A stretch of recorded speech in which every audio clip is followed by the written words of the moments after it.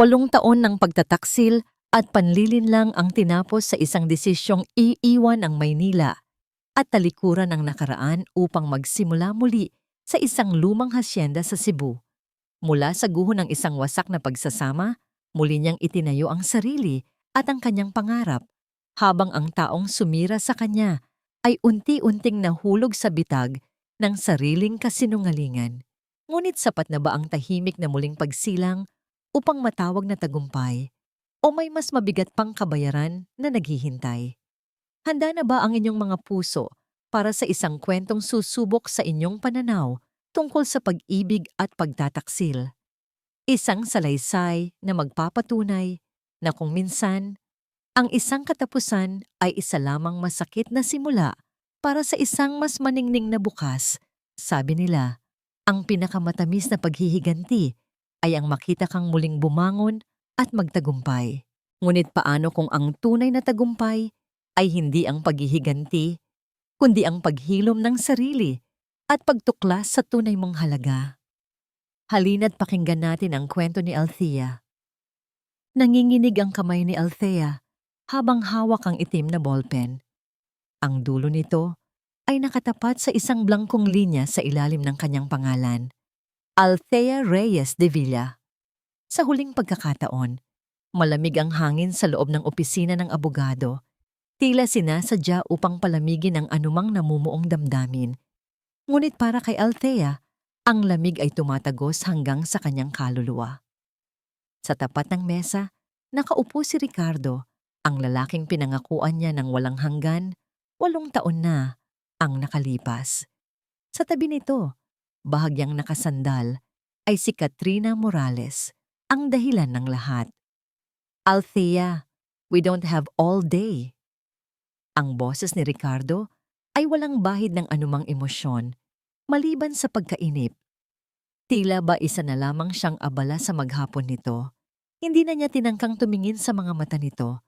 Alam niyang wala na siyang makikitang pagmamahal doon. Ang init at pagsinta na dati para sa kanya lamang ay matagal nang ipinagkait. Humugot siya ng isang malalim na hininga, pinipigilan ang luhang nagbabadyang tumulo. Isinara niya ang kanyang mga mata. At sa isang iglap, bumalik ang alaala ng isa pang pagpirma. Ang araw ng kanilang kasal. Nakaputing bestida, masayang-masaya, habang nilalagdaan ang kanilang marriage contract.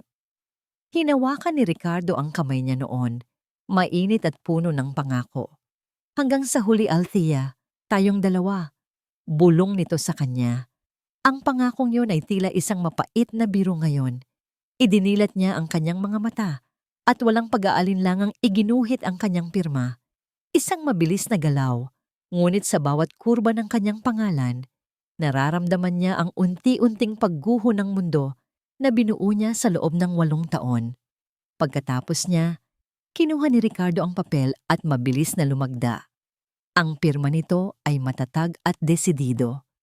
Walang bakas ng panghihinayang. Pagkatapos, ngumiti ito ng bahagya kay Katrina. Isang ngiting dati ay sa kanya lamang. "It's done," sabi ng abogado. Tila isang pinal na hatol. Tumayo si Katrina, ang kanyang pulang bestida ay agaw pansin sa kulay abong silid. Hinaplos nito ang braso ni Ricardo. "Finally, baby. We can finally start our lives." Hindi na hinintay ni Althea ang anumang sasabihin pa nila. Mabilis siyang tumayo. Ang kanyang tuhod ay tila gelatin sa sobrang panghihina. Hindi niya sila tiningnan. Dahan-dahan siyang naglakad palabas ng silid. Ang bawat hakbang ay isang pagpupumilit na huwag lumingon. Sa kanyang paglabas, narinig pa niya ang mahinang halakhak ni Katrina. Isang tunog na tila punyal na sumaksak sa kanyang likuran. Pagdating sa loob ng kanyang sasakyan, doon lamang siya napahagulhol. Isinubsob niya ang kanyang muka sa manibela at hinayaang bumuhos ang lahat ng sakit, lahat ng pighati. 8 taon ng kanyang buhay. Ibinigay niya ang lahat. Ang kanyang mga pangarap, ang kanyang oras, ang kanyang buong pagkatao. Para sa isang lalaking ipinagpalit lang siya na parang isang lumang damit. Ang sasakyan ay napuno ng kanyang mga hikbi. Sa labas, ang mundo ay patuloy sa pag-ikot, walang pakialam sa kanyang nawasak na puso. Pakiramdam niya ay nag-iisa siya sa buong mundo, isang babaeng bigo, talunan, at walang halaga. Nang bahagyang humupa ang kanyang pag-iyak, napansin niya ang kanyang kamay. Ang daliri kung saan dating nakasuot ang kanyang wedding ring ay blangko na. Hinaplos niya ito at muling bumalik ang sakit. Sino na siya ngayon? Kung hindi na siya asawa ni Ricardo, ano pa ang natitira sa kanya? Sa gitna ng kanyang pagluluksa, biglang tumunog ang kanyang telepono. Isang hindi rehistradong numero. Sa una, binalak niyang huwag itong pansinin. Ngunit sa pangalawang pagtawag, sinagot niya ito. Ang boses ay paos at basag. Hello? Is this Ms. Althea Reyes? Tanong ng isang formal na boses sa kabilang linya. Formerly Mrs. De Villa. Napalunok si Althea. Yes, this is she. Good afternoon, ma'am. My name is Attorney Mendoza. I was the personal lawyer of the late Mrs. Flora Santiago. Biglang kumabog ang dibdib ni Althea nang marinig ang pangalan ng kanyang lola. Si Lola Flora, ang kanyang kanlungan noong bata pa siya, ang nag-iisang taong nagparamdam sa kanya ng tunay na pagmamahal bago dumating si Ricardo. Pumanaw ito 2 taon na ang nakalipas at dahil sa abala sa pag-aalaga sa kanyang asawa noon, hindi man lang niya nagawang umuwi sa probinsya para sa libing nito. Isa iyon sa mga pinakamalaki niyang pagsisisi. Attorney, anong maitutulong ko sa inyo? I am calling because my client left a final instruction. A letter and a legal document were to be given to you personally on the day your marriage with Mr. De Villa is legally dissolved. Can you come to my office? It is of utmost importance. Natigilan si Althea. Isang sulat? Isang dokumento? Bakit sa araw pa ng kanyang anibersaryo ng kabiguan? Puno ng pagtataka, ngunit wala namang ibang pupuntahan, pumayag siya. Itinuro sa kanya ng abogado ang address, isang lumang gusali sa Makati na hindi kalayuan sa kanyang kinaroroonan. Pagdating sa opisina ni Attorney Mendoza, sinalubong siya ng isang matandang lalaki na may mabait na ngiti. Ang opisina nito ay kabaligtaran ng pinanggalingan niya kanina. Puno ito ng mga libro at may amoy ng lumang papel at kape. Miss Reyes, salamat sa pagdating mo. I am sorry for your loss. In more ways than one, sabi ng abogado na may halong pakikiramay. Naupo si Althea, ang kanyang puso ay muling nagsimulang tumibok ng mabilis. Inabot sa kanya ni Attorney Mendoza ang isang malaki at makapal na brown envelope. Selyado pa ito ng pulang wax na may tatak ng letrang S. Bago pumanaw ang iyong lola, paulit-ulit niyang sinabi sa akin na ibigay ko ito sa iyo sa tamang panahon. At ayon sa kanya, ang tamang panahon ay kapag malaya ka na. Nanginginig pa rin ang mga kamay ni Althea habang binubuksan ng sobre. Sa loob, may isang sulat kamay at isang makapal na dokumento. Binuksan niya muna ang sulat. Boses ng kanyang Lola Flora ang tila naririnig niya habang binabasa ang bawat salita. Aking apo Althea, kung binabasa mo ito, ibig sabihin ay natapos na ang unos sa buhay mo. Alam kong nasasaktan ka ngayon, pero alam ko rin na mas matatag ka kaysa sa inaakala mo. Ang apoy na sumunog sa'yo ay siya ring magbibigay liwanag sa bago mong landas. Iniwan kita hindi ng problema, kundi ng isang simula. Mahal na mahal ka ni Lola. Kasabay ng pagtulo ng kanyang luha, ang pagbuklat niya sa legal na dokumento. Ito ay ang huling habilin at testamento ng kanyang lola. Binasa niya ang mga salita na hindi niya lubos maintindihan noong una. Mga salitang tulad ng last will and testament, sole heir, transfer of ownership.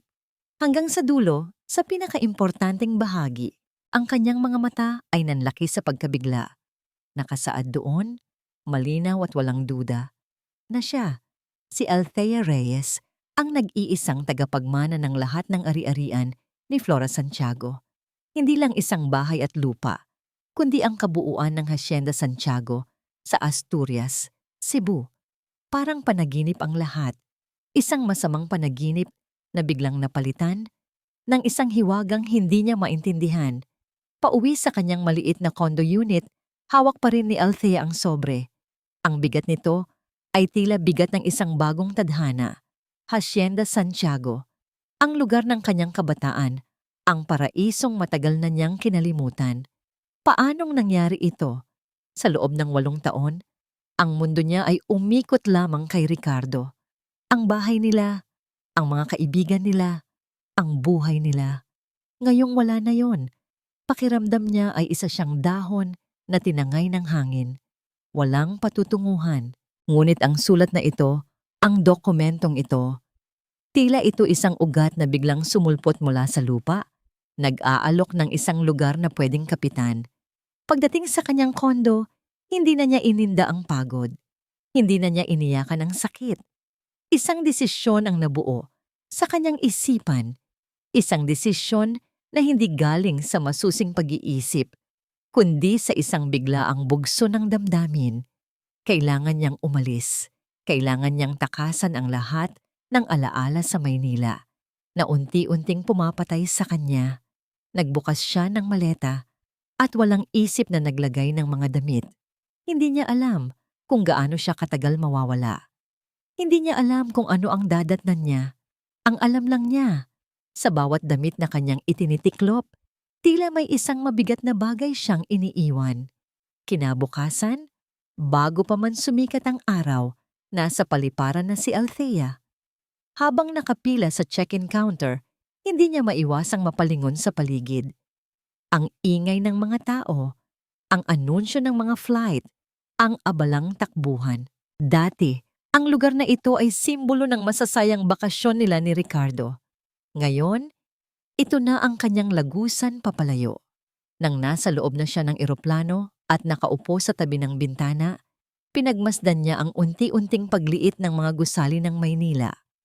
Ang siyudad na minsang naging mundo niya. Ang siyudad na saksi sa kanyang pag-ibig at sa kanyang pagkabigo. Isang huling luha ang pumatak mula sa kanyang mata, ngunit hindi na ito luha ng pighati. Ito ay luha ng pamamaalam. Sa pag-angat ng eroplano, naramdaman niya ang unti-unting paggaan ng kanyang dibdib. Isang mabigat na kumot, ang tila hinuhubad mula sa kanya. Ang biyahe papuntang Cebu ay tila isang paglalakbay sa ibang panahon. Paglapag ng eroplano, sinalubong siya ng ibang uri ng hangin. Mainit, malagkit, at may amoy ng dagat. Isang van na ipinadala ng opisina ni Attorney Mendoza ang naghihintay sa kanya. Mula sa Mactan, binaybay nila ang daan papuntang Asturias. Habang papalayo sila sa syudad, napapalitan ng lunti ang mga puno at bukirin ng tanawin. Ang daan ay naging makitid at sa isang punto, ito'y naging mapulang lupa. Dito na nagsimulang bumalik ang mga alaala. Ang amoy ng basang lupa pagkatapos ng ulan, ang tunog ng mga kuliglig sa hapon, ang mga puno ng niyog na tila mga higanteng nagbabantay sa kalangitan. Ito ang mundo ni Lola Flora. Ito ang mundo na tinalikuran niya para kay Ricardo. Malapit na po tayo, Ma'am Althea, sabi ng driver. Mula sa malayo, natanaw na niya ang isang malaking arko na gawa sa bakal. May mga letrang Hacienda Santiago na kinakalawang na dahil sa katagalan. Sa pagpasok ng van sa arko, bumungad sa kanya ang isang mahabang daan na napapaligiran ng mga puno ng mangga. At sa dulo niyon, nakatayo ang isang malaking bahay na gawa sa bato at kahoy. Ang ancestral house ng mga Santiago. Bumaba si Althea mula sa van. Ang kanyang mga paa ay tila naninigas. Ang bahay ay kasing ganda pa rin ang nasa alaala niya, ngunit may bakas na ng kalumaan. May mga baging na gumagapang sa pader na bato, at ang pintura ng mga bintana ay tuklap-tuklap na. Ngunit para kay Althea, ito ang pinakamagandang tanawin sa buong mundo. Sa pagbukas ng pinto ng van, isang matandang babae na nakasuot ng duster ang lumabas mula sa malaking pinto ng bahay. Ang kanyang buhok ay puti na, at ang kanyang mukha ay puno ng mga linya ng panahon. Nang makita siya nito, natigilan ito saglit bago namuo ang mga luha sa mga mata nito. Apo Althea, ikaw na ba talaga yan? Manang Fe? Bulong ni Althea, ang boses ay nanginginig. Si Manang Fe, ang kasambahay na nag-alaga sa kanya mula pagkabata. Ang kanang kamay ng kanyang lola. Mabilis na naglakad papalapit si Manang Fe at niyakap siya ng mahigpit. Isang yakap na puno ng pananabik at pagmamahal. Sa yakap na yon, naramdaman ni Althea ang lahat ng pagmamahal na matagal na niyang hindi naramdaman. Napahagulhol na lamang siya sa balikat ng matanda. Shhh! Hija, nandito ka na. Nakauwi ka na. Sabi ni Manang Fe habang hinahaplos ang kanyang likod. Nang pumasok sila sa loob ng bahay, sinalubong siya ng amoy ng lumang kahoy at bulaklak ng sampagita. Ang mga muebles ay nakabalot sa puting tela, ngunit nandoon pa rin ang lahat. Ang malaking piano sa sala, ang mga litrato ng kanilang angkan sa pader, ang malaking hagdanan na gawa sa Nara, walang nagbago. Tila hinintay lang ng panahon ang kanyang pagbabalik. Ipinahanda ko na ang dati mong kwarto, apo. Alam kong pagod ka sa biyahe, sabi ni Manang Fe. Umakyat si Althea sa hagdanan. Ang bawat baitang ay may kaakibat na alaala. Ang pagtakbo niya pababa tuwing umaga. Ang pag-upo niya rito habang kinukwentuhan ni Lola Flora. Pagpasok niya sa kanyang dating silid, malinis ito at maaliwalas. Ngunit hindi doon nagtungo ang kanyang mga paa. Dumiretso siya sa katabing pinto, ang silid ng kanyang lola. Dahan-dahan niyang pinihit ang seradura. Ang silid ay tila hindi nagalaw. Ang malaking kama na may 4 na haligi, ang tokador na may salamin, at ang silyang tumba-tumba sa tabi ng bintana. Lumapit siya sa bintana at pinagmasdan ang malawak na lupain ng hasyenda. Mga puno, mga pananim, hanggang sa abot tanaw. Lahat ng ito, sa kanya na ngayon. Naupo siya sa kama, ramdam ang bigat at ang hiwaga ng lahat. Bakit ito ginawa ng kanyang lola? Bakit ito inilihim sa kanya? Sinimulan niyang buksan ang mga drawer ng tokador, hinahanap ang kahit anong bagay na pwedeng magbigay sa kanya ng kasagutan. Mga lumang alahas, mga rosaryo, mga natuyong bulaklak, at sa ilalim ng mga ito, sa pinakasulok ng drawer, nakita niya ang isang maliit na kwaderno na nababalutan ng katad. Isang diary. Ang diary ni Lola Flora. Nanginginig ang mga kamay niya habang binubuksan ito. Ang sulat kamay ng kanyang lola ay pamilyar at puno ng ganda. Binuklat niya ang mga pahina, nagbabasa ng mga entry tungkol sa ani, sa panahon, at sa kanya noong bata pa siya. Hanggang sa marating niya ang huling pahina na may sulat. Ang petsa ay 1 linggo bago pumanaw ang kanyang lola. Ang mga salita ay tila isinulat ng nagmamadali. Mahal kong Althea, sana ay mapatawad mo ako. Maraming bagay akong hindi nasabi sa'yo. Mga bagay na dapat ay malaman mo para maprotektahan ang iyong sarili. Ang pag-ibig ay minsan na nakakabulag, apo. Alam ko dahil naranasan ko. Ang pinagsisisihan ko lang ay hindi ko nasabi sa iyo ang katotohanan tungkol sa... Doon nagtatapos ang pangungusap. Isang salaysay na hindi natapos. Isang sikretong dinala ng kanyang lola sa hukay. Ang katotohanan tungkol sa ano? Kinabukasan, ginising si Althea hindi ng tunog ng alarm clock, kundi ng huni ng mga ibon at sinag ng araw na tumatama sa kanyang mukha. Sa unang pagkakataon sa loob ng maraming taon, naramdaman niyang hindi siya minamadali ng oras. Bumangon siya at dumungaw sa bintana. Ang lawak ng Hacienda Santiago ay tila isang blankong canvas na naghihintay na mapintahan. Ang misteryo sa diary ng kanyang lola ay nanatili sa kanyang isipan, ngunit sa halip na katakutan, ito ay nagbigay sa kanya ng kakaibang determinasyon. Ang pagbangon ng hacienda ay hindi na lamang isang obligasyon, ito na ngayon ay isang misyon. para bigyang pugay ang alaala ng kanyang lola. Matapos ang almusal na inihanda ni Ma ng Fe, ipinatawag ni Althea ang lahat ng natitirang manggagawa sa hasyenda. 5 na lamang sila, mga matatandang lalaki na ang muka ay sinunog na ng araw at panahon, mga taong ang buong buhay ay inilaan sa pagsisilbi sa mga Santiago. Nagtipon sila sa malaking balkonahe, ang kanilang mga mata ay puno ng pag-aalinlangan. Inaasahan nilang, tulad ng maraming tagapagmana, ipagbibili ni Althea ang lupain at tuluyan na silang mawawalan ng trabaho. Tumayo si Althea sa kanilang harapan, ang babaeng lumaki sa kanilang paningin na naging isang malungkot na asawa sa Maynila at ngayoy bumalik bilang kanilang bagong tagapamahala. Ramdam niya ang kanilang kaba, kaya't ngumiti siya, isang nangiting matagal nang hindi nasisilayan sa kanyang mga labi. Magandang umaga po sa inyong lahat. Panimula niya, ang boses ay mahinahon, ngunit matatag. Alam ko po na marami kayong katanungan. Alam kong nag-aalala kayo sa kung anong mangyayari sa hasyenda. Huminto siya saglit, tinitingnan ang bawat isa sa kanila. Kaya hayaan ninyo po akong linawin. Hindi ko ibebenta ang Hacienda Santiago. Isang bulungan ang maririnig mula sa mga manggagawa. Isang matanda. Si Mang Carding ang siyang naglakas loob na magtanong. Pero Ma'am Althea, paano po? Halos wala nang kita ang niyugan at ang mga pananim ay matagal nang napabayaan. Alam ko po, sagot ni Althea. At yun po ang dahilan kung bakit ako narito. Hindi lang para pamahalaan ang naiwan ni Lola. Narito ako para buhayin itong muli. Sama-sama nating ibabangon ang Hacienda Santiago. May ipinakita siyang mga papel, mga plano, mga ideya, kung paano muling palalakasin ang kanilang mga ani at kung paano magtatanim ng mga bagong produkto. Nagulat ang mga manggagawa sa kanyang determinasyon at kaalaman. Ang babaeng akala nila'y walang alam ay may malinaw na pangarap para sa kanila.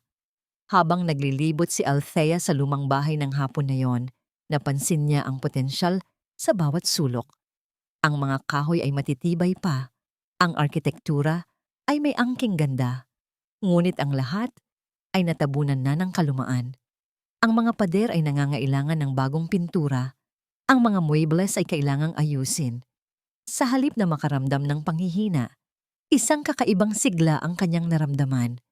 Pumasok siya sa dating opisina ng kanyang lola. Sa ibabaw ng lamesa, nakita niya ang isang lapis at mga lumang papel. Umupo siya at nagsimulang gumuhit. Hindi plano para sa mga pananim, kundi plano para sa loob ng bahay. Iginuhit niya ang sala na may mga bagong kulay, pinagsasama ang luma at moderno. Iginuhit niya ang mga silid na may mas malalaking bintana para pumasok ang liwanag. Bawat guhit ng lapis ay tila isang lunas sa kanyang sugatang puso.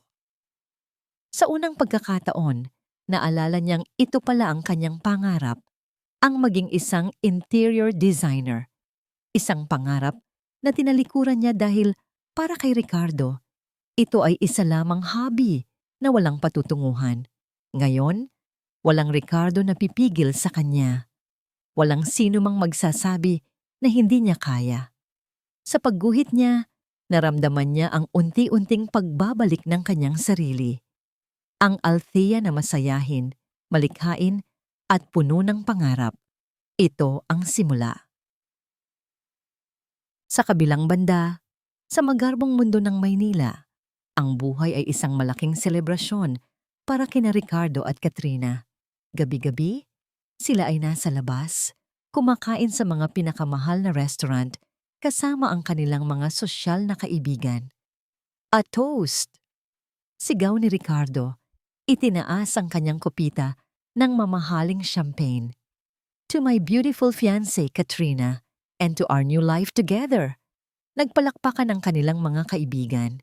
Si Katrina, na nakasuot ng isang kumikinang na bestida, ay ipinagmamalaki ang kanyang diamanteng singsing. "Oh, Ricky, you're the best," sabi niya, sabay halik sa pisngi nito. "So ano nang balita kay, you know?" Althea? Tanong ng isa sa kanilang mga kaibigan, isang babaeng nagngangalang Bianca. Ngumisi si Ricardo. Ah, the poor girl. Umuwi sa probinsya. Ewan ko, baka nagtatanim na ng kamote ngayon. Kawawa naman. But you know, some people are just meant for a simple, boring life. Nagtawanan sila.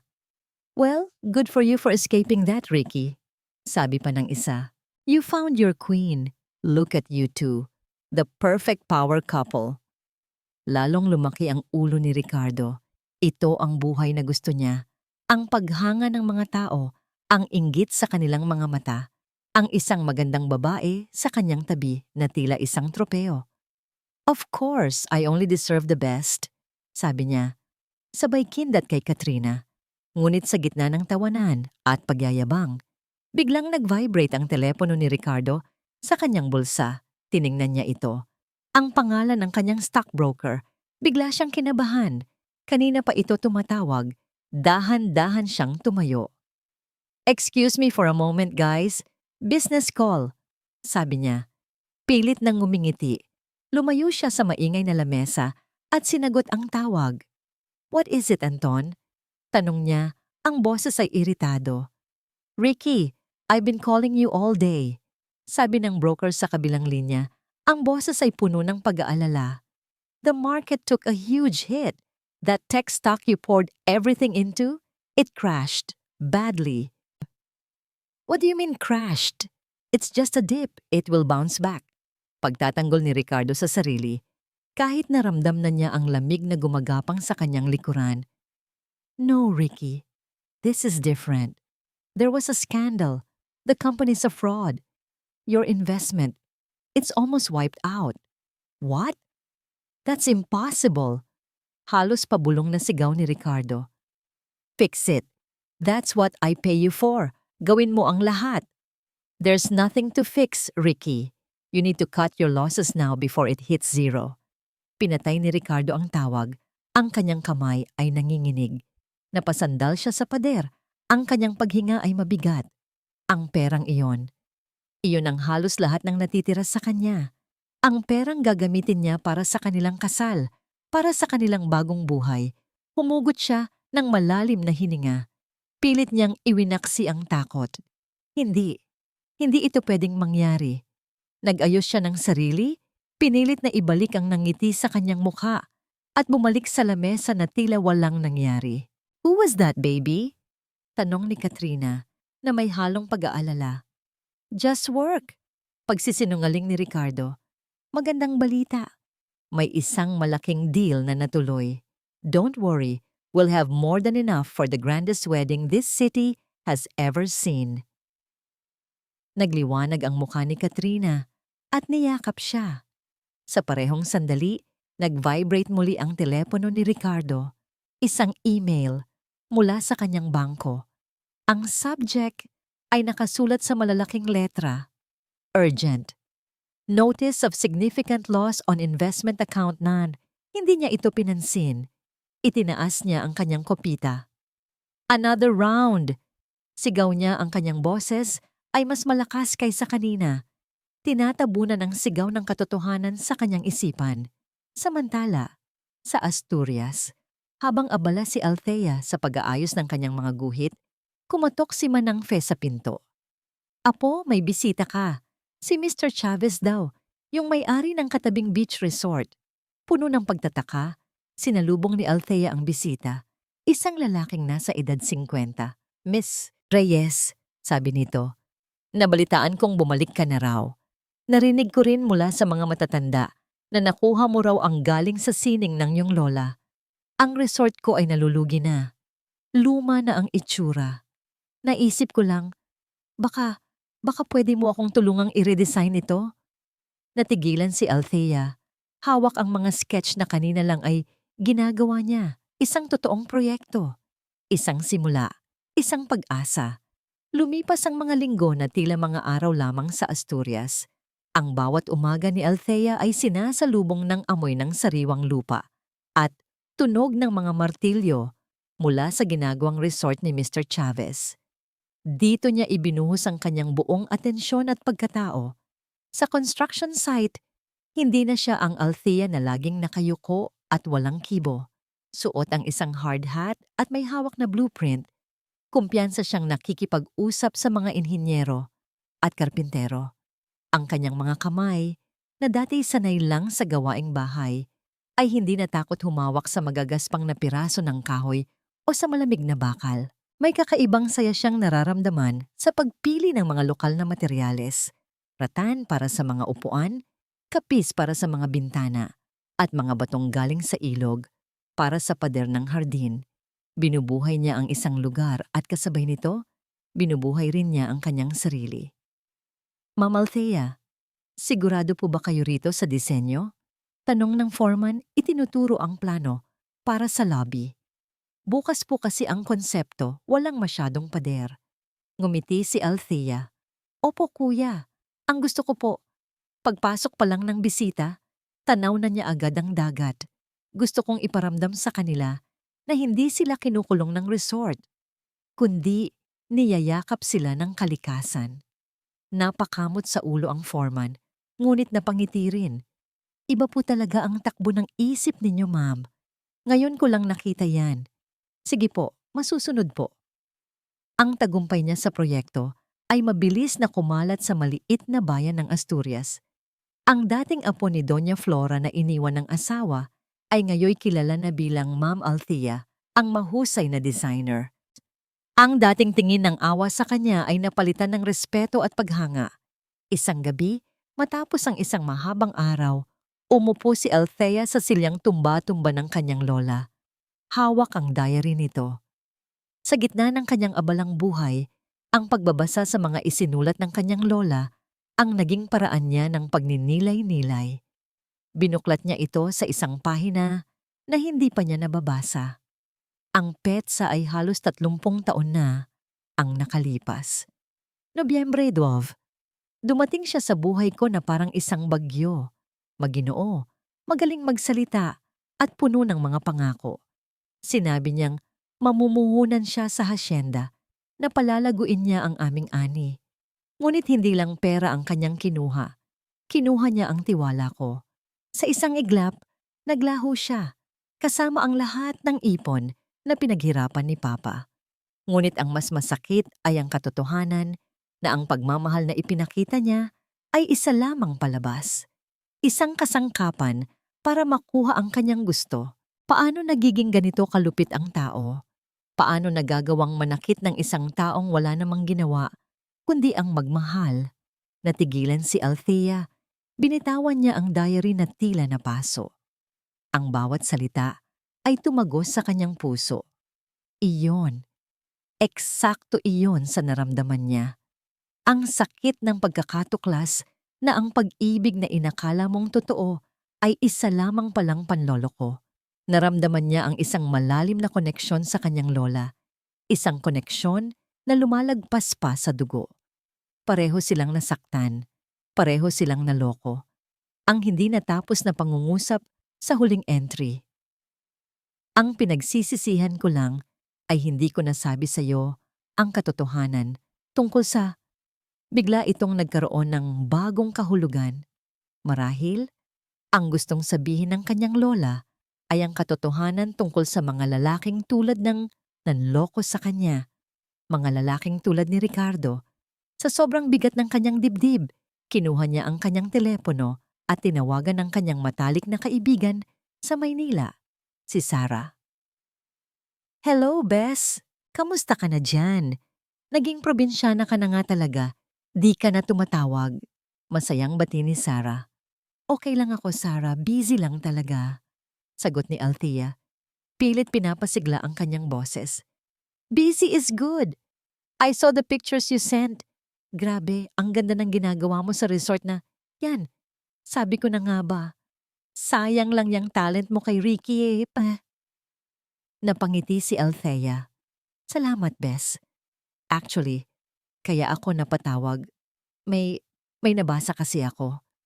Ikinuwento niya kay Sarah ang tungkol sa diary ng kanyang lola, ang tungkol sa lalaking nanloko rito. Habang nagsasalita si Althea, unti-unting nawala ang masiglang tono sa boses ni Sarah. Teka nga, sabi ni Sarah, pagkatapos ng mahabang katahimikan, isang lalaking bigla na lang sumulpot, puno ng matatamis na salita at mga pangako, tapos biglang, manloloko pala. Bes, parang pamilyar yang kwento na yan ah. Anong ibig mong sabihin? Tanong ni Althea, kahit na may ideya na siya sa tinutukoy nito. Si Katrina, diretsong sabi ni Sarah. Hindi ba? Bigla na lang siyang sumulpot sa opisina ni Ricardo bilang bagong intern. Perfect student, perfect background. Di nagtagal. Perfect girlfriend na. Parang masyadong perpekto, di ba? Hindi nakaimik si Althea. Lagi niyang iniisip na nagkamali lang siya, na hindi niya naibigay ang kailangan ni Ricardo kaya ito naghahanap ng iba. Ngunit hindi niya kailanman inisip na si Katrina ang may problema. Hayaan mo na, Sarah. Tapos na yon. Sabi ni Althea, nais na lamang isara ang usapan. No, wait. Giit ni Sarah, ang kanyang boses ay may bahid na ng pagdududa. Now that I think about it, ano ba talagang alam natin tungkol sa kanya? Sabi niya, taga-Ayala Alabang sila. Pero ni minsan hindi ka man lang naimbitahan sa bahay nila. Sabi niya nag-aral siya sa States, pero wala man lang siyang naikukwentong kaibigan doon. Althea, I'm just saying, it's weird. Sarah, please, ayoko nang isipin. Masakit na. Okay, sorry, mabilis na sabi ni Sarah. Hindi na kita kukulitin. Basta mag-iingat ka dyan, ha? I'm so proud of you.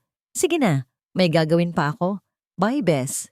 Pagkababa ng telepono, naiwang nakatulala si Althea. Ayaw niyang maniwala sa sinabi ni Sarah. Ayaw niyang magtanim ng galit. Ngunit ang binhi ng pagdududa ay naitanim na. Sa kabilang linya, sa Maynila, hindi mapakali si Sarah. Kinuha niya ang kanyang laptop at binuksan ang isang social media site. Sa search bar, tinipa niya, Katrina Morales. Maraming lumabas na resulta, ngunit wala ni isa man sa mga ito ang Katrina na kilala nila. Nag-scroll siya ng nag-scroll. Walang public profile na tumutugma sa mukha ng babaeng sumira sa buhay ng kaibigan niya. Para sa isang sosyal at modernong babae, ang kawalan ng social media presence ay isang malaking katanungan. Sinubukan niya ang ibang paraan. Nag-search siya ng mga pangalan ng mga kaibigan ni Ricardo. Tiningnan ang mga tagged photos at doon, nakita niya si Katrina sa iilang mga party pictures. Laging nakangiti, laging perpekto. Pero ang mga account niya ay laging naka-private. Hindi sumuko si Sarah. Nag-isip siya. Okay, kung socialite ka, dadalo ka sa mga malalaking event. Nag-search siya sa Google, Manila High Society Charity Ball 2020. Pagkatapos, Manila Fashion Week 2019. Inisa-isa niya ang mga photo gallery mula sa mga sikat na lifestyle magazine. Halos isang oras na siyang naghahanap nang bigla siyang mapahinto. Isang larawan mula sa isang art exhibit, 5 taon na ang nakalipas. Nasa larawan ang isang kilalang negosyante, si David Lim. At sa tabi nito, nakakapit sa braso ay isang babae. Mas bata ng ilang taon, iba ang ayos ng buhok, pero walang duda. Iyon ang mukha ni Katrina. Nanginginig ang daliri ni Sarah habang nag-zoom in siya sa larawan. Binasa niya ang caption sa ilalim. Ang matagumpay na negosyanteng si Mr. David Lim kasama ang kanyang magandang nobya, ang kaibig-ibig na si Ms. Isabel Cruz. Isabel Cruz, hindi Katrina Morales. Ang makabagong condo unit ni Ricardo at Katrina sa Bonifacio Global City ay isang testamento sa karangyaan. Mula sa mga bintanang salamin, tanaw ang kumikinang na mga ilaw ng syudad.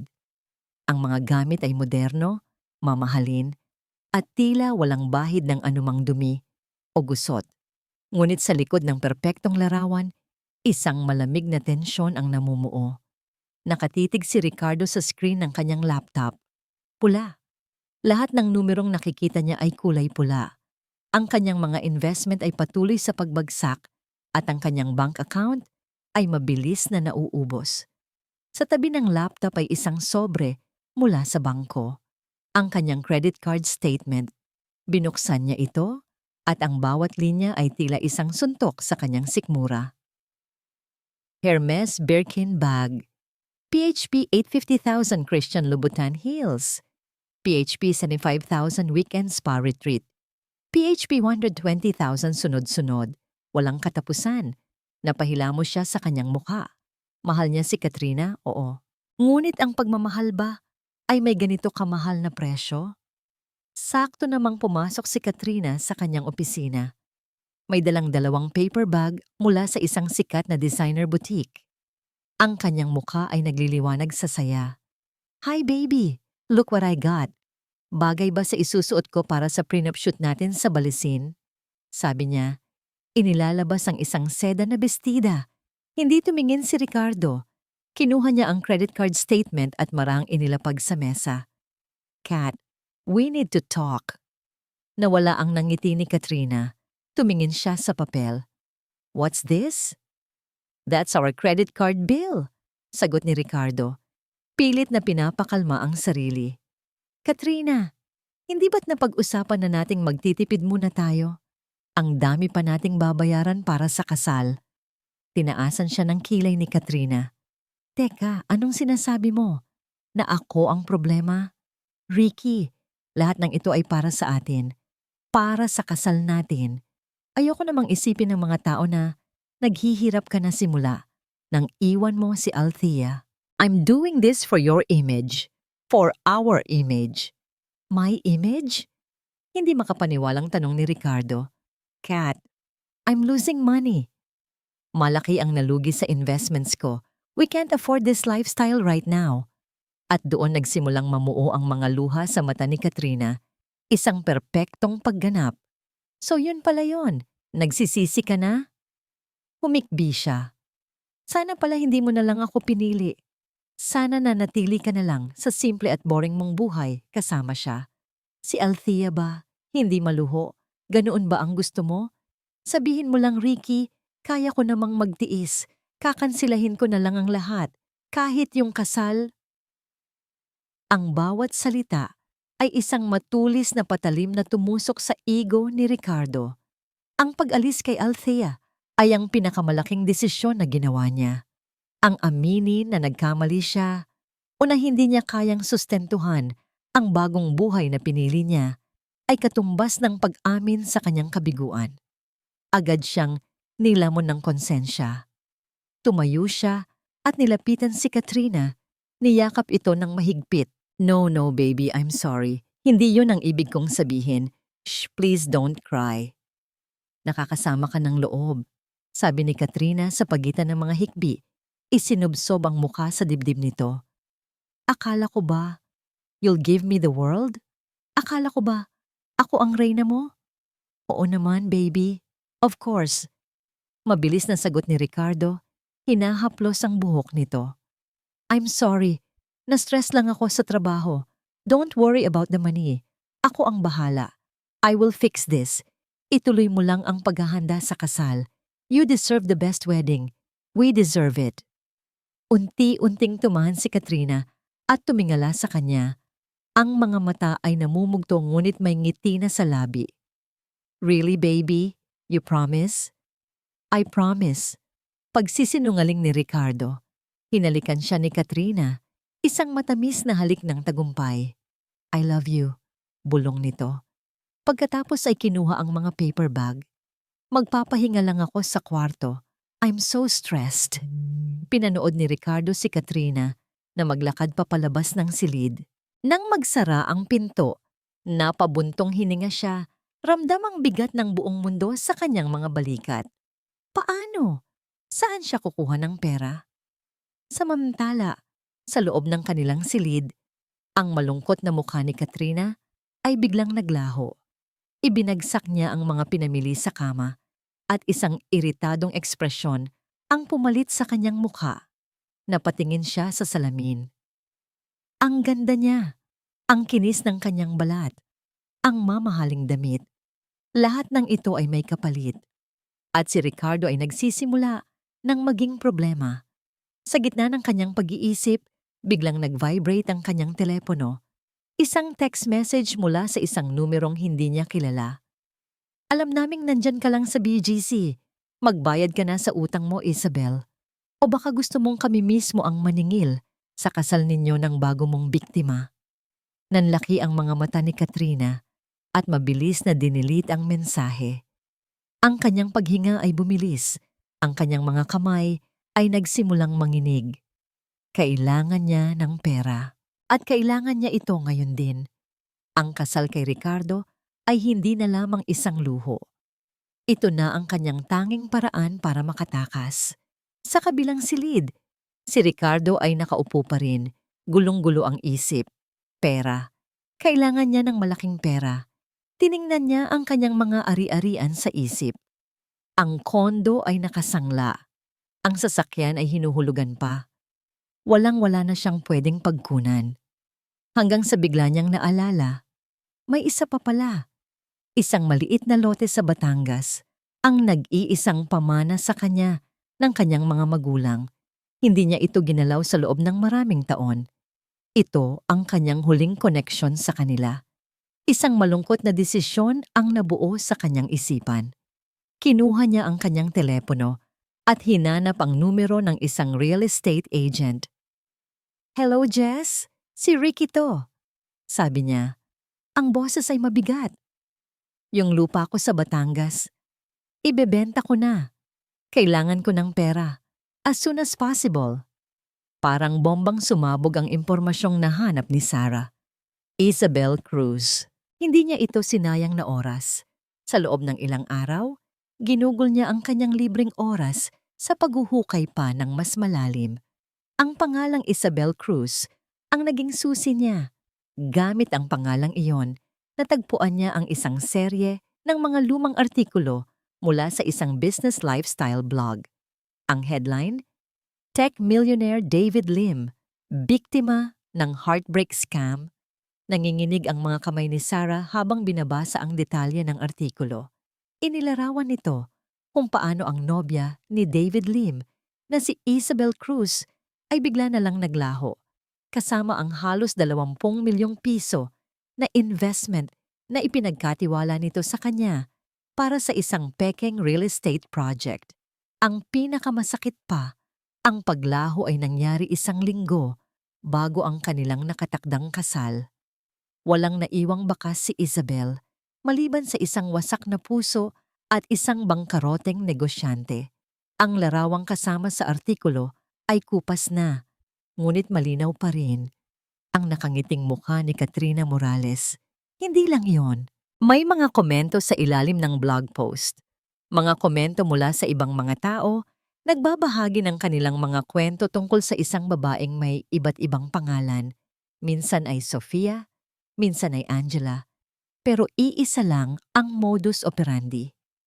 Isang profesional na manloloko, isang ahas. Hindi na nakatiis si Sarah. Kailangang malaman ito ni Althea. Isang gabi, habang nag-aayos si Althea ng mga papeles para sa nalalapit na inaugurasyon ng resort, biglang tumawag si Sarah sa video. Ang mukha ng kanyang kaibigan sa screen ay hindi mapakali at seryosong-seryoso. "Bes, may kailangan kang makita. Umupo ka," sabi ni Sarah, walang paligoy-ligoy. "Ano ba iyan? Mukha kang nakakita ng multo." Nag-aalalang tanong ni Althea. "Halos ganoon na nga," sagot ni Sarah. Maya-maya, isang email notification ang lumitaw sa laptop ni Althea. Ang subject, "Basahin mo ito ngayon." "Buksan mo," utos ni Sarah mula sa kabilang linya. Nanginginig ang mga daliri ni Althea habang binubuksan ang email.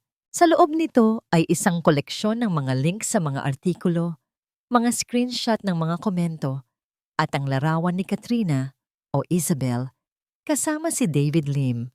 Napatakip si Althea sa kanyang bibig. Ang hangin ay tila naubos sa kanyang baga. Binasa niya ang bawat salita, at ang bawat salita ay tila isang sampal sa kanyang mukha. Ang babaeng sumira sa kanyang pamilya, ang babaeng ipinagpalit sa kanya ni Ricardo, ay hindi lang isang simpleng kerida. Isa siyang kriminal. "Oh my God!" bulong ni Althea. Ang kanyang mga mata ay nanlalaki sa gulat at hindi makapaniwala. "Sarah, Totoo ba to? Mukha bang hindi? Sagot ni Sarah. Bes, yung babaeng yan, professional. Malamang sa malamang, si Ricardo ang next target niya. At kapag nakuha na niya ang gusto niya, iiwan din niya yon. Isang parte kay Althea ang gustong matuwa. Isang parte sa kanya ang gustong sabihin na, buti nga kay Ricardo. Ngunit habang tinititigan niya ang mga ebidensya, ang nararamdaman niya ay hindi saya, kundi isang malalim na awa at takot. Awa para kay Ricardo na naging bulag, at takot sa kung ano ang kayang gawin ng isang taong tulad ni Katrina. Anong gagawin natin? Tanong ni Althea. Ang kanyang boses ay nanginginig pa rin. Doon na pumasok ang pinakamahirap na tanong. Hindi ko alam, Bes. Aminado si Sarah. Sasabihin ba natin kay Ricardo? Maniniwala kaya siya? O baka isipin pa niyang gawa-gawa lang natin to para sirain sila? Hindi siya maniniwala. Mabilis na sagot ni Althea, napapailing. Kilala niya si Ricardo. Kapag nakapagdesisyon na ito, lalo na kung ang desisyon ay nagpapatunay na tama siya, wala nang makakapagpabago sa isip nito, sasabihin niyang naninira lang ako dahil bitter ako. So hahayaan na lang natin? Tanong ni Sarah. Hahayaan na lang nating maloko siya at mawala ang lahat sa kanya? Tumahimik si Althea. Tumayo siya at naglakad papunta sa bintana. Tanawang madilim na bukirin na naliliwanagan ng buwan. Ang lalaking nanakit sa kanya, ang lalaking dumurog sa kanyang puso. Paano niya ito tutulungan? May obligasyon pa ba siya? Ngunit hindi na ito tungkol kay Ricardo. Ito ay tungkol sa isang babaeng patuloy na nanloloko at naninira ng buhay.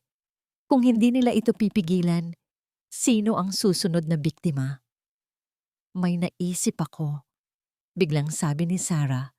Ang kanyang boses ay nagbago. Tila may isang plano na nabubuo sa kanyang isipan. Kung ayaw nating daanin kay Ricardo, daanin natin sa ibang paraan. Anong ibig mong sabihin? Nahanap ko ang social media profile ni David Lim. Paliwanag ni Sarah. He's based in Singapore now but he's still very active online. Halatang hindi pa rin siya nakaka-move on sa nangyari. What if? What if we contact him? Natigilan si Althea. Para ano? Para guluhin pa ang buhay niya? Hindi. Para bigyan siya ng pagkakataong makuha ang hustisya na matagal nang ipinagkait sa kanya. Giit ni Sarah. Isipin mo, Althea, malapit na ang kasal ni na Ricky at Katrina. The grandest wedding of the year, di ba? Lahat ng mayayaman at sikat nandoon. What if, sa mismong araw ng tagumpay ni Katrina, doon siya haharapin ng multo ng kanyang nakaraan? Ang plano ay matapang, mapanganib. Ngunit habang iniisip ito ni Althea, isang kakaibang pakiramdam ang dumaloy sa kanya. Hindi ito paghihiganti. Ito ay pagbibigay ng leksyon. Ito ay paglalagay ng isang manloloko sa kanyang dapat kalagyan. Hindi ko alam, Sarah. Delikado yan. Pag-aalinlangan ni Althea. Mas delikado kung hahayaan nating magpatuloy siya, Bes. Sabi ni Sarah. Ang boses ay puno ng determinasyon. Huwag kang mag-alala. Ako ang bahala. Kakausapin ko si David Lim. Wala kang kailangang gawin, kundi ang magpatuloy sa buhay mo dyan. Just give me your blessing. Tumingin si Althea sa labas. Sa katahimikan ng gabi sa Asturias, isang desisyon ang kanyang binuo. Hindi na ito ang Althea na mahina at nagpapaapi. Sige, bulong niya. Gawin mo? Isang araw na lang, 24 na oras na lang at ang pangalan ni Katrina Morales ay madudugtungan na ng De Villa. Ang rehearsal dinner ay ginanap sa isang magarbong rooftop bar sa BGC kung saan ang mga kumikinang na ilaw ng syudad sa ibaba ay tila mga bituing abot kamay. Ang hangin ay puno ng halimuyak ng mamahaling pabango at tunog ng masayang tawanan. Sa gitna ng lahat, nakaupo si Ricardo, suot ang isang suit na nagkakahalaga ng sahod ng isang ordinaryong manggagawa Sa loob ng 1 taon, pilit siyang ngumingiti, tumatango, at nakikipagtagayan sa bawat bisitang lumalapit. Ngunit sa likod ng kanyang mga mata, may isang bagyong namumuo. Ang perang pinagbentahan ng lupa ng kanyang mga magulang, ang huling piraso ng alaala nila, ay halos naubos na para sa gabing ito at sa mga huling bayarin para sa kasal bukas. Ang bawat halakhak ng mga bisita ay tila isang pangungutya sa kanyang lihim na pagkabangkarote. "Isn't this perfect, baby?" Bulong ni Katrina sa kanyang tabi. Kumikinang ang mga mata na kasing kinang ng mga diamante sa kanyang leeg. Ipinapakita niya sa lahat ang kanyang engagement ring. Ikinukwento kung paano sila mag-honeymoon sa Maldives. Siya ang sentro ng atensyon, ang reyna ng gabi. Everything is perfect. Tumango si Ricardo, hinawakan ng kupitan ng wine na nanginginig ng bahagya. Yes, perfect. Ngunit ang salitang yun ay tila walang laman. Tumingin siya sa paligid. Ang mga taong ito, ang mga kaibigan nila. Kilala ba talaga siya? O hanga lang sila sa imaheng ipinapakita niya? Isang matagumpay na lalaki na may magandang nobya, isang perpektong kasinungalingan. Sa isang sulok, nakita niya ang kanyang ina. Tahimik na nakaupo at pinagmamasdan siya. May lungkot sa mga mata nito na tanging siya lang ang nakakakita. Nagpaalam siya saglit kay Katrina at nilapitan ito. "Ma, are you okay? Bakit po parang ang lalim ng iniisip ninyo?" Tanong ni Ricardo. Umupo sa tabi nito. Ngumiti ang kanyang ina. Isang pilit na ngiti. Hinawakan nito ang kanyang kamay. "Okay lang ako, anak. Masaya ako para sa'yo." Huminto ito saglit. Tila may gustong sabihin ngunit nag-aalangan. "Ricardo, anak, masaya ka ba talaga?" Natigilan si Ricardo. "Ma, ano po bang klaseng tanong yan? Siyempre masaya ako. Look at all this." Itinuro niya ang magarbong party. Umiling ang kanyang ina. "Hindi yan ang tinatanong ko. Ang tinatanong ko ay ikaw. Ang puso mo. Masaya ba talaga?" Tumingin ito sa kanya ng diretso. Ang mga mata ay puno ng pagmamahal at pag-aalala. "Naalala ko lang, noong kayo pa ni Althea. Kahit simpleng salo-salo lang sa bahay, kahit adobong luto niya lang ang handa, abot langit ang nangiti mo. Ang tawa mo totoo. Ngayon, hindi na nito itinuloy, ngunit naintindihan ni Ricardo. Ngayon, ang tawa niya ay isang palabas. "Ma, iba na ngayon. Iba si Katrina, iba si Althea." Mabilis niyang sagot. May bahid ng depensa sa kanyang boses. "This is the life I want." "Sana nga, anak. Sana nga." Malumanay na sabi ng kanyang ina. Tinapik ang kanyang kamay bago tumayo at makihalubilo sa ibang bisita. Naiwan si Ricardo na nakaupo. Ang mga salita ng kanyang ina ay umuulit-ulit sa kanyang isipan. Ang tawa mo, totoo. Nang matapos ang gabi at makauwi sila sa kanilang kondo, agad na dumiretso si Katrina sa kanilang silid para sa kanyang beauty sleep. Naiwan si Ricardo sa sala. Ang katahimikan ay tila mas maingay pa kaysa sa party kanina. Tinanggal niya ang kanyang kurbata at umupo sa dilim, nakatingin sa mga ilaw ng syudad mula sa kanilang bintana. Bigla niyang naalala ang isang gabi, halos 3 taon na ang nakalipas. Umuwi siya mula sa trabaho, pagod na pagod at problemado. Sinalubong siya ni Althea, hindi ng mga tanong, kundi ng isang mainit na yakap at isang tasa ng tsa. Naupo sila sa kanilang maliit na balkonahe, hindi nagsasalita. Pinapanood lang ang paglubog ng araw. Sa katahimikan na yon, naramdaman niya ang kapayapaan. Sa simpleng presensya ni Althea, gumaan ang lahat ng kanyang dalahin.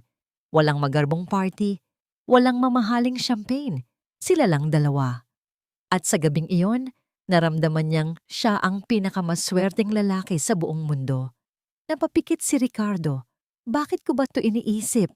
Galit niyang tanong sa sarili. Tapos na yon. Ito ang pinili ko. Tumayo siya para pumasok na sa kwarto nang biglang tumunog ang kanyang laptop sa study table. Isang email notification. Sa una, binalak niyang huwag itong pansinin, ngunit may kung anong nag-udyok sa kanya na tingnan ito. Umupo siya sa harap ng laptop. Ang email ay galing sa isang hindi pamilyar na address. Isang kombinasyon lang ng mga letra at numero. Walang pangalan. Ang subject line ay simple, ngunit tumagos sa kanyang kaluluwa. Ang katotohanan tungkol sa babaeng pakakasalan mo. The truth about the woman you're about to marry. Nanlamig ang buong katawan ni Ricardo. Ang kanyang puso ay nagsimulang kumabog ng malakas. Isang masamang biro. Isang desperadong paninira mula sa isang taong galit sa kanila. Nanginginig ang kanyang kamay habang ginagalaw ang mouse. Binuksan niya ang email. Wala itong laman kundi isang link. Isang link lang, walang paliwanag. Sa isang iglap, nag-isip siya. I-delete na lang kaya niya. Huwag nang pansinin. Ngunit ang mga salita ng kanyang ina at ang biglaang pagbabalik ng alaala ni Althea ay tila nagtulak sa kanya. May mali. Ramdam niya. Humugot siya ng isang malalim na hininga at nag-click. Dinala siya nito sa isang lumang blog post. Ang petsa ay 5 taon na ang nakalipas. Ang headline ay malaki at malinaw. Tech millionaire David Lim, biktima ng heartbreak scam? At sa ilalim ng headline, isang larawan. Isang larawan ni David Lim sa isang event, nakangiti. At sa tabi nito, nakakapit sa braso, ay isang babae na may ibang ayos ng buhok at mas batang itsura. Ngunit ang mukha, ang nangiti. Ang mga mata, walang duda, si Katrina. Ngunit ang pangalan sa caption ay hindi Katrina. Ang matagumpay na negosyanteng si Mr. David Lim, kasama ang kanyang magandang nobya, ang kaibig-ibig na si Miss Isabel Cruz. Napatitig si Ricardo sa screen, ang liwanag mula sa laptop ang tanging ilaw sa madilim na silid. Ang kanyang paghinga ay tila tumigil. Ang mukha ni Katrina sa larawan ay tila isang multo mula sa ibang buhay. At sa isang iglap, ang perpektong mundong binuo ni Ricardo ay nagsimulang gumuho. Sa Asturias, ang araw ng bisperas ng kasal ni Ricardo ay isa lamang ordinaryong araw para kay Althea. At iyon ang pinakamalaking biyaya. Ang araw na dati kinatatakutan niya. Ang araw na inakala niyang magiging katapusan ng kanyang mundo.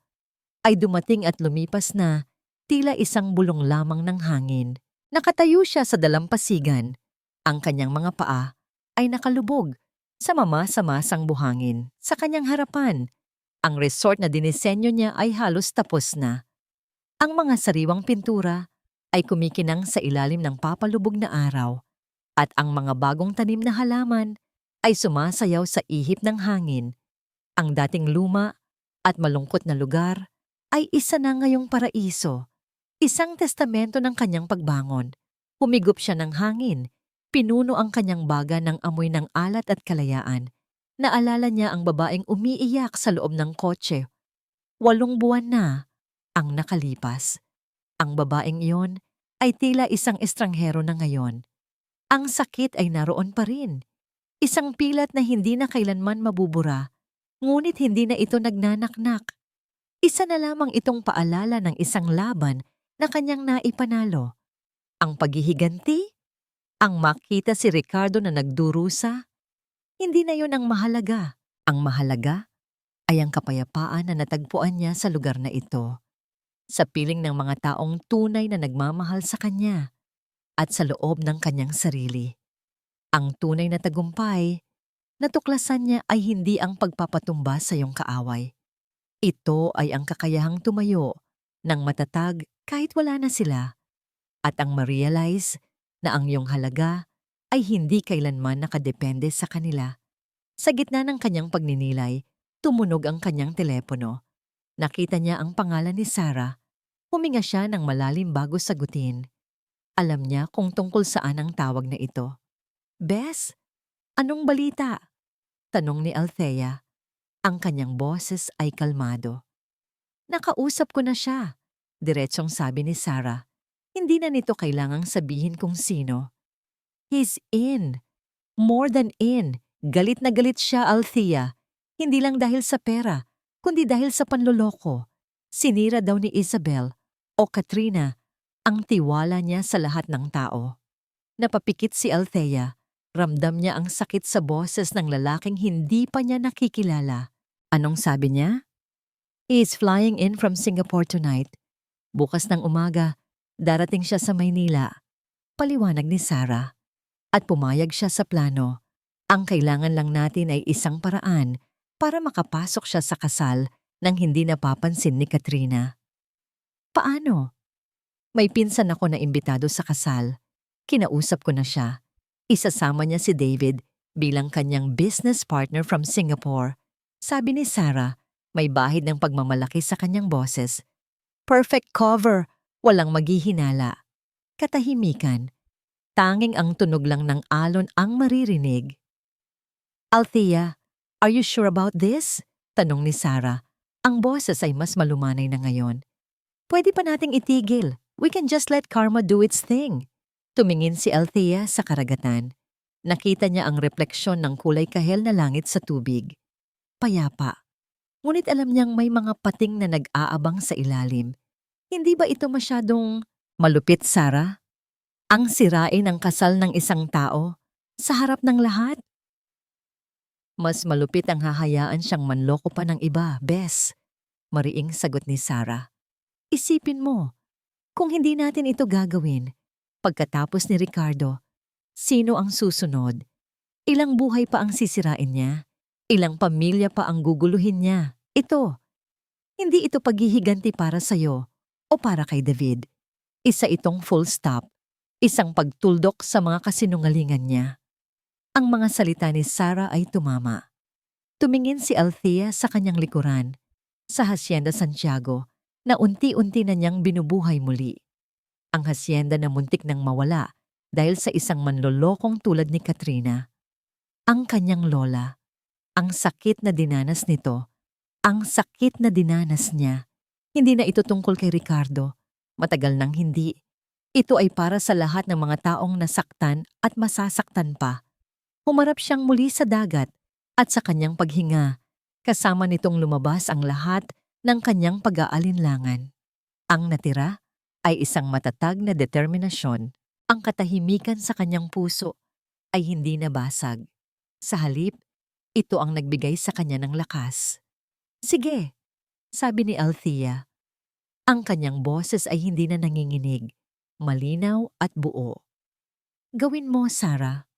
Huminto siya saglit. Tinitiyak na maiintindihan ng kaibigan ang kanyang puso. Pero hindi para sa kanya. Hindi para kay Ricardo. Gawin mo para sa lahat ng mga babaeng pwede pa niyang maging biktima sa hinaharap. Narinig ni Althea ang malalim na paghinga ni Sarah. Sa kabilang linya, isang paghinga ng respeto at pag-unawa. Got it, Bes. Ako na ang bahala sa lahat. Pagkababa ng telepono, nanatili si Althea sa dalampasigan hanggang sa tuluyang lumubog ang araw at mapalitan ng buwan ang liwanag nito. Pumasok siya sa loob ng bahay, dumiretso sa opisina ng kanyang lola at kinuha ang diary nito. Hinaplos niya ang lumang katad na pabalat. Bulong niya sa hangin. Para po sa inyo to. Maya-maya, umilaw ang screen ng kanyang telepono. Isang maikling text message mula kay Sarah. 3 salita lang, ngunit sapat na para magpatayo ng balahibo sa kanyang batok. 3 salitang nagsasabing wala nang atrasan. David has landed. Ang plano ay nagsimula na. Ang liwanag mula sa laptop screen ay tila isang malamig na apoy sa madilim na sala. Hindi maialis ni Ricardo ang kanyang mga mata sa larawan. Isabel Cruz. Isabel Cruz. Paulit-ulit na tumatakbo ang pangalan sa kanyang isipan. Isang pangalang dayuhan, ngunit ang mukha ay napakapamilyar. Binasa niya ang buong artikulo. Ang bawat salita ay tila maliliit na karayom na tumutusok sa kanyang utak. Panloloko. Pekeng investment. Bigla ang paglaho. Ang perpektong babaeng minamahal niya ay isang multo na may ibang pangalan? Hindi. Hindi maaari. Isang paninira. Isang masamang biro. Ngunit sino ang gagawa nito? at bakit. Isang alon ng galit at pagkalito ang bumalot sa kanya. Dala-dala ang laptop na tila isang mabigat na ebidensya. Nagmarcha siya papasok sa kanilang silid. Naabutan niyang si Katrina ay nakaupo sa harap ng salamin. Tinatanggal ang kanyang makeup. Nakasuot ito ng isang manipis na roba na seda, ang larawan ng kagandahan at inosensya. Sa isang iglap, nag-alinlangan si Ricardo. Paanong ang anghel na ito ay magiging isang demonyo? Kat, tawag niya. Ang kanyang boses ay garalgal at mas mababa kaysa sa normal. Lumingon si Katrina. Isang matamis na ngiti ang nakaguhit sa kanyang mga labi. Baby, akala ko matutulog ka na. May problema ba? Walang imik na inilapag ni Ricardo ang laptop sa ibabaw ng tokador. Ang screen ay nakaharap dito. Ano to? Nawala ang nangiti ni Katrina. Ang kanyang mga mata ay nanlaki nang makita ang artikulo, ang larawan. Isang mabilis na kislap ng tunay na takot ang dumaan sa kanyang mukha bago ito napalitan ng isang ekspresyon ng pagkalito at sakit. Isang perpektong pag-arte na naganap sa loob lamang ng isang segundo. Sa saan mo nakuha yan? Tanong niya. Ang kanyang boses ay nanginginig. Sumagot ka, Katrina. O Isabelle ba dapat ang itawag ko sa'yo? Mariing tanong ni Ricardo, ang kanyang mga kamay ay nakakuyom sa kanyang tagiliran. Biglang namuo ang mga luha sa mga mata ni Katrina. Tumayo siya, ang kanyang mukha ay larawan ng isang taong sinaksak ng patalikod. Ricky, paano mo nagagawang pagdudahan ako? Lalo na ngayon, isang araw bago ang kasal natin. Huwag mong ibahin ang usapan. Sino si David Lim? Totoo bang niloko mo siya? At doon na humagulhol si Katrina, isang malakas at nakakaawang pag-iyak. Napaupo siya sa gilid ng kama, ang kanyang mga balikat ay nanginginig. Siya ang masamang panaginip ko, Ricky, sabi niya sa pagitan ng mga hikbi. Oo, naging nobyo ko siya, pero hindi mo alam ang pinagdaanan ko sa kanya. He was controlling, manipulative, psycho. Nang iwan ko siya, sinabi niyang sisirain niya ang buhay ko. He fabricated all these lies para walang ibang lalaking magmahal sa akin. Ito ang gawa niya. Isang paninira mula sa isang taong hindi matanggap na hindi na siya ang mahal ko. Ang kwento ay kapanipaniwala. Ang kanyang pag-iyak ay tila totoo. Ngunit may isang bahagi sa isipan ni Ricardo na nagsasabing may mali. Pero bakit Isabel ang pangalan mo? Tumingin si Katrina sa kanya. Ang kanyang mga mata ay puno ng pighati. Pinalitan ko ang pangalan ko para takasan siya, para makapagsimula ng bagong buhay. Akala ko, sa'yo ko na ito nahanap, Ricky. Isang buhay na payapa, isang buhay kung saan hindi na ako matatakot. Pero ngayon, ikaw mismo ang nagdadala ng nakaraan ko pabalik. Ang bawat salita niya ay isang matalinong patibong. Ginawa niyang biktima ang sarili at si Ricardo ang kontrabida. Pinaniniwalaan mo ang isang lumang artikulo sa internet kaysa sa akin. Sa babaeng pakakasalan mo bukas? Humagulgol siyang muli. Sabihin mo, Ricky, saan galing yang email na yan? Huwag mong sabihin, galing yan kay Althea. Ang pangalan ni Althea ay tumama kay Ricardo na parang kidlat. Oo nga. Sino pa ba ang may motibong sirain sila? Si Althea. Ang babaeng iniwan niya. Ang babaeng bitter. Biglang nagkaroon ng saysay ang lahat sa kanyang naguguluhang isipan. Ito ang paghihiganti ni Althea. Nakipagsabuatan ito sa ex-boyfriend ni Katrina para sirain ang pinakamasayang araw ng kanilang buhay. Ang pagdududa niya kay Katrina ay biglang napalitan ng galit kay Althea. Hindi ko akalain na magagawa niya to. Bulong ni Ricardo, napapailing. Nakita ni Katrina ang pagbabago sa kanyang mukha.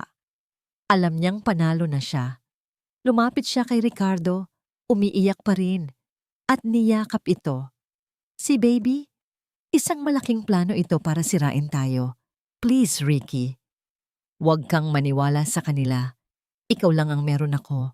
Ikaw lang ang pinagkakatiwalaan ko. Please, huwag mo akong iwan. Niyakap siya pabalik ni Ricardo. Mahigpit. Pinili na niya ang kanyang paniniwalaan. Ang isipin na si Katrina ay isang manloloko ay nangangahulugang siya ay isang tanga. Isang nagkamali ng malaki. Ngunit ang isipin na si Althea ang may gawa nito ay mas madaling tanggapin. Pinapalabas nito na siya pa rin ang tama, na ang desisyon niyang iwan si Althea ay nararapat lang dahil sa kasamaan nito. Pinili niya ang kasinungalingan na nagpoprotekta sa kanyang ego. Shh, tahan na, sabi niya. Hinahaplos ang buhok ni Katrina. I'm sorry kung pinagdudahan kita. Hindi na mauulit. Talaga, baby? Oo, sabi ni Ricardo. Humiwalay sa yakap at bumalik sa laptop. Tatapusin na natin to. Sa harap ni Katrina, isinara niya ang browser, kinuha niya ang email, at walang pag-aalinlangan, pinindot niya ang delete. Pagkatapos, binuksan niya ang trash folder at pinindot ang empty trash. Lahat ay nawala. Ang ebidensya, ang huling pagkakataon para sa katotohanan, tuluyan na niyang isinara ang pinto. Ngumiti si Katrina sa likod niya. Isang ngiting hindi nakita ni Ricardo. Isang ngiti ng absolutong tagumpay. Kinabukasan, sa araw ng kanilang kasal, nakatayo si Ricardo sa harap ng isang malaking salamin sa kanyang hotel suite. Suot na niya ang kanyang puting tuxedo. Perpekto ang pagkakaplansa. Sa labas, naghihintay na ang isang magarbong simbahan, daan-daang bisita, at ang babaeng pinili niya. Dapat ay masaya siya. Dapat ay nanginginig siya sa pananabik. Ngunit habang tinititigan niya ang kanyang refleksyon, isang estranghero ang nakita niya. Isang lalaking may bakas ng takot at pag-aalinlangan sa mga mata.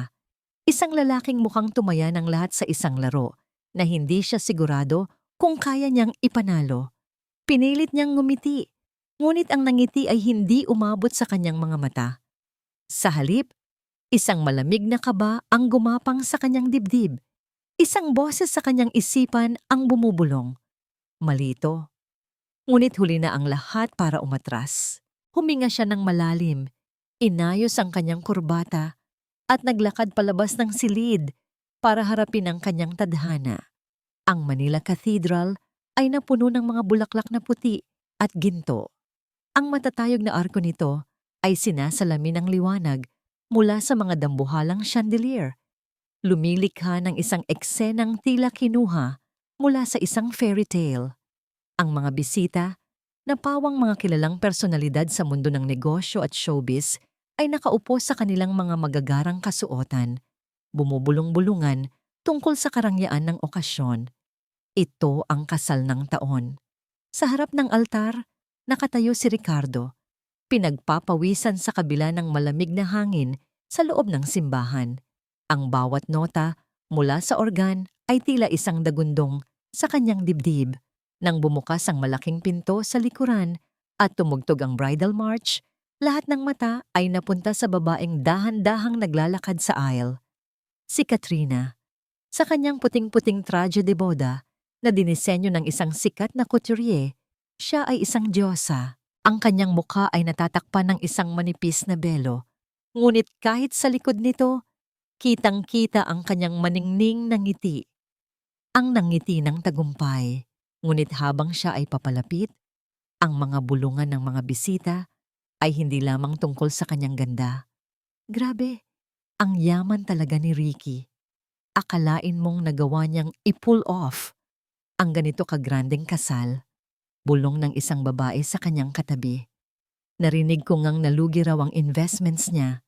Sagot naman ng isa. Pero teka, hindi mo pa ba nababalitaan? Yung ex-wife niya, si Althea, grabe pala ang yaman. Siya pala ang nag-iisang tagapagmana ng Hacienda Santiago sa Cebu. Isa na siyang haciendera at sikat na designer doon ngayon. Baka mas mayaman pa siya kay Ricky ngayon. Ang mga salitang yon ay tila mga bubuyog na umuugong sa paligid, naririnig ng mga nasa unahan, Kabilang na ang mga magulang ni Ricardo na biglang nagkatinginan, puno ng pagtataka. Nakarating si Katrina sa altar. Inangat ni Ricardo ang kanyang belo. Sa isang saglit, ang kanilang mga mata ay nagtagpo. Ngumiti si Katrina, ngunit ang nangiti ni Ricardo ay pilit.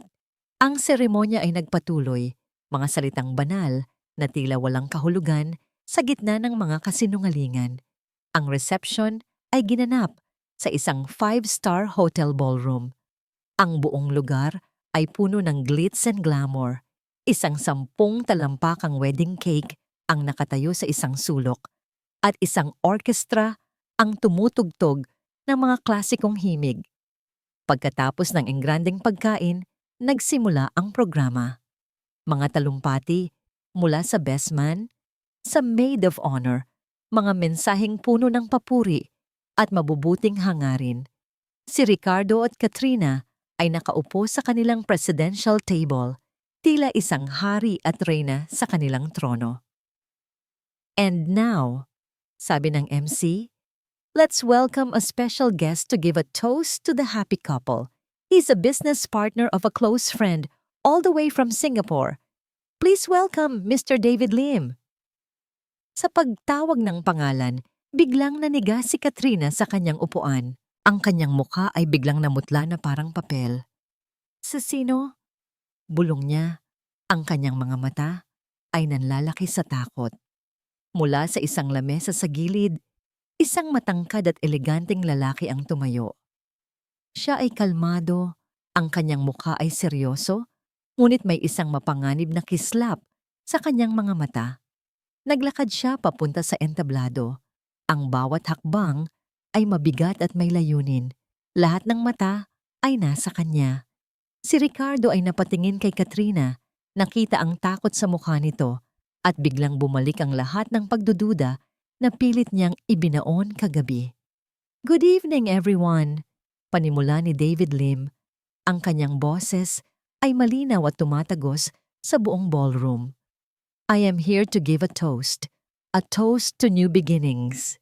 Itinaas niya ang kanyang kopita. And a toast to second chances. You see, I was once engaged to be married. I thought I had found the perfect woman. Beautiful, intelligent, charming. Habang nagsasalita si David, ang kanyang mga mata ay hindi bumibitiw kay Katrina, na ngayon ay nanginginig na sa kanyang upuan. But my perfect woman had a secret. Pagpapatuloy niya, she was a woman of many names and many faces. Ang mga bisita ay nagsimulang magbulungan. Ano ito? Isang biro. Ang pangalang kilala ko ay Isabel Cruz, sabi ni David. Ang kanyang boses ay nagsimulang magkaroon ng diin. Si Isabel ay nangako sa akin ng habang buhay, ngunit 1 linggo bago ang aming kasal, naglaho siya, kasama ang 20 milyong piso na ipinagkatiwala ko sa kanya. Isang malakas na gasp ang umalingaw-ngaw sa buong ballroom. Si Ricardo ay napatayo, ang kanyang mukha ay hindi maipinta. For 5 years, I searched for her. And now, look at where I found her, sabi ni David. Itinuro ang kopita kay Katrina, sitting there, in a beautiful white gown, ready to victimize another man. A toast to you, Katrina Morales. Or should I say Isabel? Sa isang iglap, lahat ng camera phone ay naitutok kay Katrina. Ang kanyang perpektong mundo ay gumuho sa harap ng daan-daang tao. Ang kanyang mukha ay puno ng galit at desperasyon. It's a lie! He's a psycho ex-boyfriend! Ricky, do something! Sigaw niya, ang kanyang boses ay pumipiyok. Ngunit huli na. Mula sa likuran, isang babae ang sumigaw. He's telling the truth. My brother was also a victim. Angela ang pangalan niya noon. Isa-isa, tila mga multo mula sa nakaraan, ang katotohanan ay lumabas. Nag-flash sa malaking screen sa likod ng entablado. Sa tulong ng pinsan ni Sarah na may access sa technical booth, ang mga screenshot ng mga artikulo at mga testimonya laban kay Isabel, Angela, Sofia. Si Ricardo ay napaurong, napatingin mula kay Katrina, patungo sa screen pabalik kay Katrina. Ang babaeng pinili niya, ang babaeng ipinagtanggol niya, ang babaeng sinira niya ang buhay para sa kanya.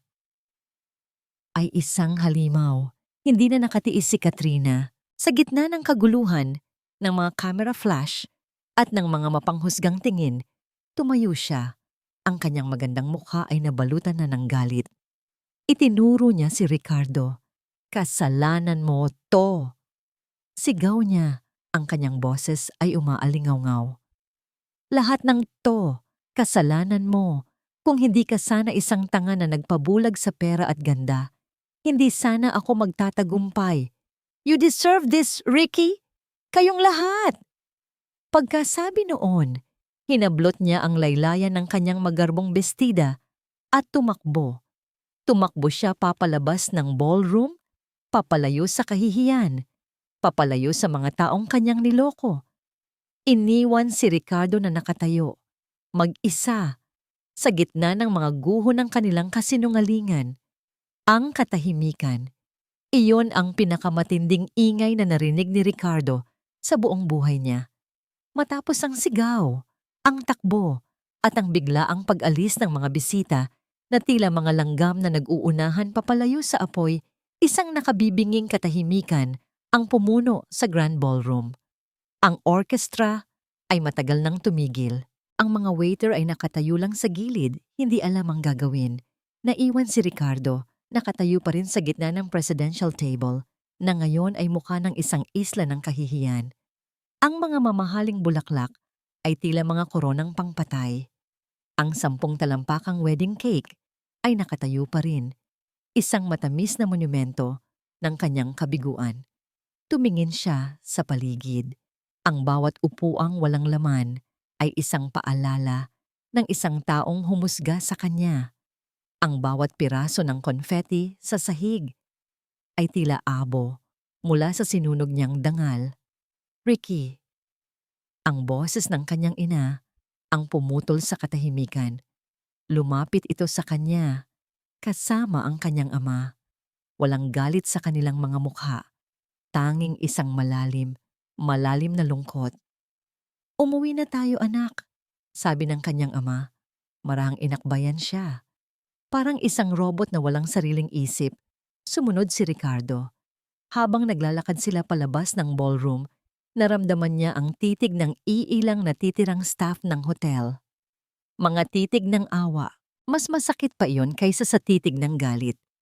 Sa biyahe pauwi sa bahay ng kanyang mga magulang, walang nagsasalita. Nakatingin lang si Ricardo sa bintana, pinapanood ang mga ilaw ng syudad na tila kumukutya sa kanya. Ang mga alaala ng nagdaang mga buwan ay bumalik sa kanya na parang isang masamang pelikula. Ang mga ngiti ni Katrina, ang kanyang mga luha, ang kanyang mga kasinungalingan, at ang sarili niyang katangahan, ang pagbenta sa lupa ng kanyang mga magulang, ang pagwawalang bahala sa mga babala, ang pagpili sa ningning kaysa sa tunay na liwanag. Pagdating sa bahay, agad siyang pumasok sa kanyang lumang kwarto, ang kwarto ng kanyang pagkabata. Naupo siya sa gilid ng kama. Dito, sa lugar na ito, wala siyang maipagmamalaki. Wala siyang pera, wala siyang magandang asawa, wala siyang magarbong buhay. Siya lang, isang lalaking nagkamali, isang lalaking nawalan ng lahat dahil sa sarili niyang kapabayaan at kayabangan. Biglang nag-vibrate ang kanyang telepono. Sunod-sunod, mga mensahe mula sa mga kaibigan niya, mga link sa mga social media posts na nagte-trending na. Atas de Villa Scam.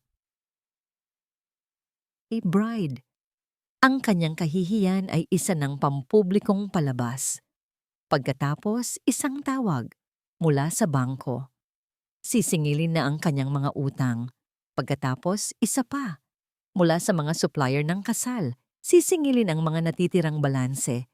Ang toring binuo niya ay hindi lang gumuho. Binagsakan siya nito. At sa ilalim ng lahat ng bigat, doon niya lang naramdaman ang tunay na pagsisisi. Sa Asturias, ang araw ay sumikat na may dalang ginintuang liwanag. Si Althea ay nasa kanyang workshop. Ang amoy ng barnis at bagong putol na kahoy ay pumupuno sa hangin. Kasama niya ang kanyang mga manggagawa, tinatapos ang mga huling detalye para sa isang custom-made na lamesa. Ang kanyang mga kamay ay abala, ngunit ang kanyang isip ay nasa Maynila. Biglang pumasok si Manang Fe, may dalang isang tasa ng mainit na kape at isang tablet. "Apo, may pinadala ang kaibigan mo," sabi nito. Ang boses ay may halong pag-aalala. Inilapag ni Althea ang kanyang mga gamit at kinuha ang tablet.